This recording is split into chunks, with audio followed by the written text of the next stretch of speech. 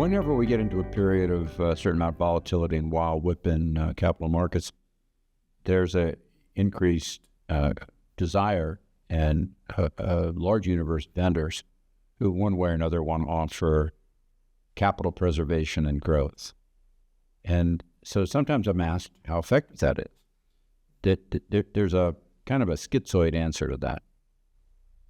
If your goal is for simultaneous capital preservation and growth, it is an impossible goal.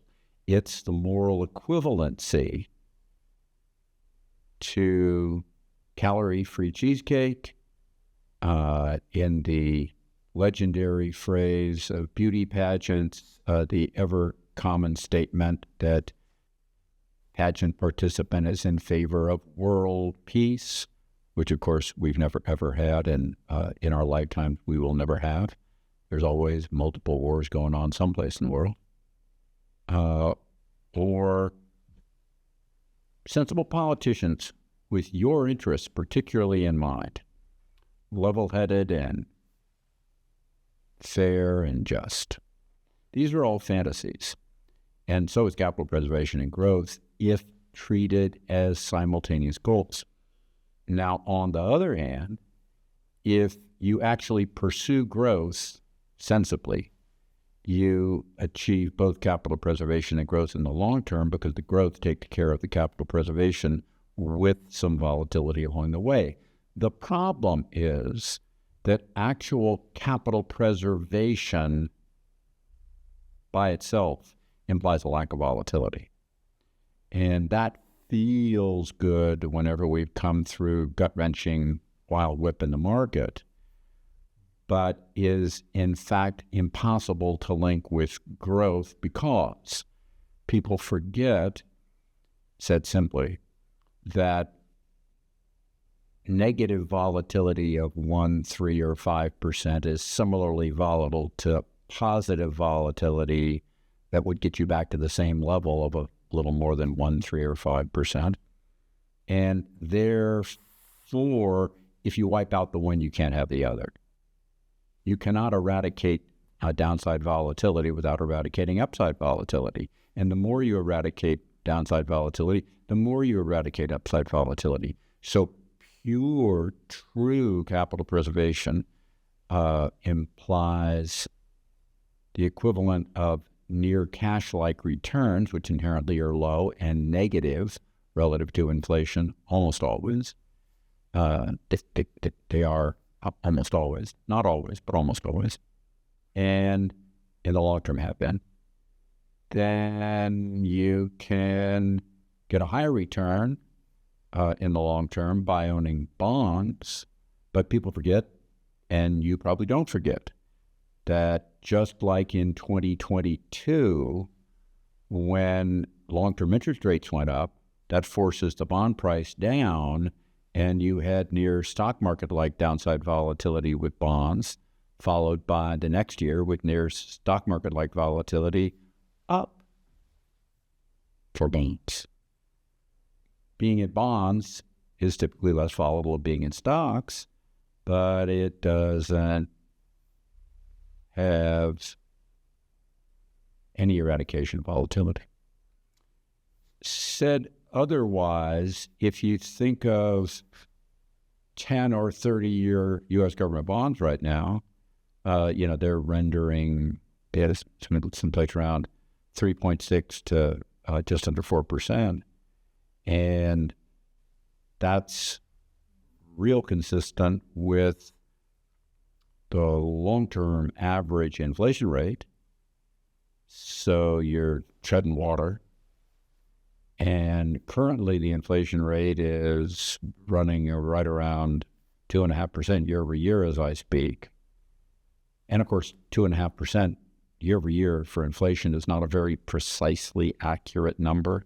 So some parts of life are more than that, and some parts of life are less than that. And it's just a statistical average of an index that's not very precise to begin with. But be that as it may, if you have moving ahead, since the long-term average of inflation in the United States has been a good percentage plus higher than that.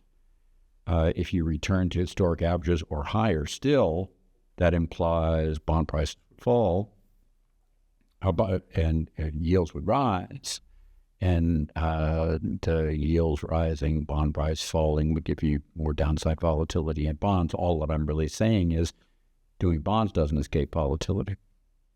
In the long term, you achieve growth with volatility by owning stocks. So if you think of the history of the S&P 500 since 1925, where you have good, accurate daily pricing, you've never ever had a negative 20-year period.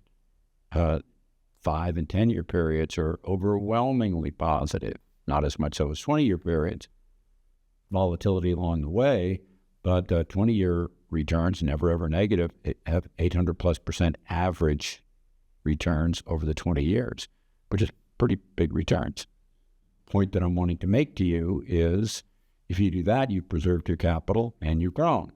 That's the conundrum. The achievement of capital preservation and growth can only really be achieved by putting the pursuit of the growth without taking crazy risks, like being diversified within equities. It can only be achieved that way. It's a point that people miss. The desire to minimize downside volatility is so strong in some that by achieving the minimization of downside volatility, they also don't get that long-term return that you accomplish out of owning equities with volatility along the way.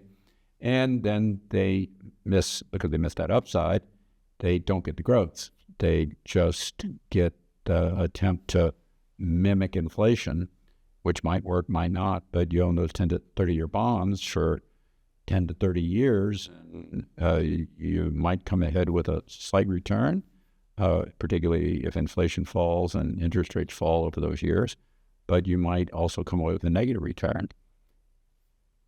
All I'm really saying, and it's very simple, to try to achieve both simultaneously is impossible. To pursue sensible growth by diversification among equities over the long term accomplishes growth and provides capital preservation, because growth in and of itself achieves capital preservation. So that's really a long, complicated explanation of what should be a pretty simple topic. But when people tell you they're going to do something that's going to provide you capital preservation and growth, they're either wrong, may believe it, but they're wrong, not kind of understanding how it really works, all so upside volatility, downside volatility being flip sides of the same coin. And that's bad if they don't understand that. Or they're hawking bad product at you, which is also pretty common in the guise of that, which is worse.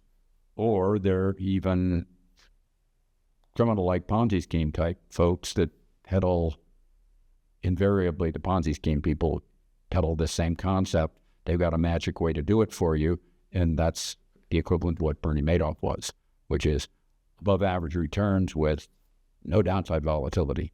That's just pretty much like calorie-free cheesecake, and is pretty much, if you swallow that, going to taste like calorie-free cheesecake. So thank you for listening to me. I hope you found this useful and educational. Take care. Talk to you next. This is Ken Fisher. Subscribe to the Fisher Investments YouTube channel if you like what you've seen. Click the bell to be notified as soon as we publish new videos.